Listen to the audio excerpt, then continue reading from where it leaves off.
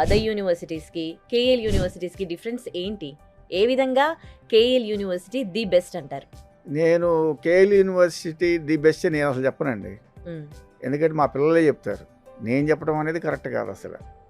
KL యూనివర్సిటీకి రండి, మీకు భవిష్యత్తు బాగుంటుందని చెప్పి నేను చెప్పడం లేదు.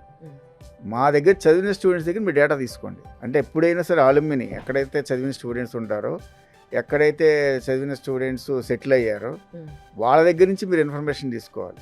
ఇప్పుడు నేను యూనివర్సిటీ రిప్రజెంటేటివ్, నేను చెప్పేది మీరు నమ్మచ్చు, నమ్మకపోవచ్చు. కానీ స్టూడెంట్స్ చెప్పేది జెన్యూన్గా ఉంటుంది. గూగుల్లో మనకి ఇన్ఫర్మేషన్ ఉంటుంది. కేఎల్ చదివిన స్టూడెంట్స్ యొక్క డేటా ఉంటుంది. మీరు ప్రీవియస్గా చదివిన పిల్లలు ఉంటారు, మీ సరౌండింగ్స్లోనో మీ రిలేషన్లోనో ఎక్కడో చోట పిల్లలు ఉంటారు. వాళ్ళ దగ్గర ఇన్పుట్స్ తీసుకోండి. వాళ్ళు ఇచ్చే ఇన్పుట్స్ని మీరు కన్సిడర్ చేయండి.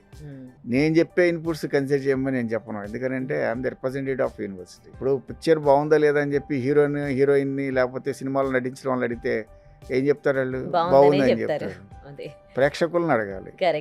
ఇక్కడ కూడా మా యూనివర్సిటీ ఎలా ఉంది అనేది మీరు మా దగ్గర చదివిన స్టూడెంట్స్ని మీరు అడిగితే వాళ్ళు ఇచ్చే ఇన్పుట్స్ అనేవి స్ట్రాంగ్గా ఉంటాయి.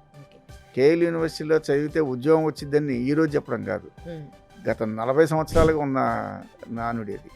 అంటే ఈరోజు 1 సంవత్సరం 2 సంవత్సరాలు మాయ చేయొచ్చు, ఒక 5 సంవత్సరాలు మనం సస్టైన్ అవ్వచ్చు.